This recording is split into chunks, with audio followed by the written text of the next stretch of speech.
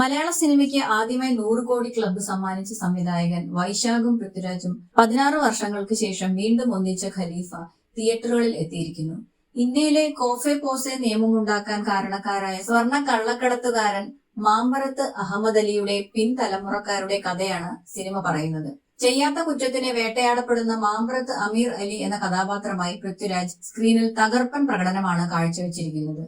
Jinu V എബ്രഹാമിന്റെ തിരക്കഥയിൽ സമീപകാല രാഷ്ട്രീയ വിവാദങ്ങളെയും മനോഹരമായി കോർത്തിണക്കിയിട്ടുണ്ട്. വില്ലൻ വേഷങ്ങളിൽ എത്തുന്ന ബോളിവുഡ് താരം നീൽ നിതിൻ മുകേഷും ഷമ്മി തിലകനും ഞെട്ടിക്കുന്ന പ്രകടനമാണ് നടത്തിയത്.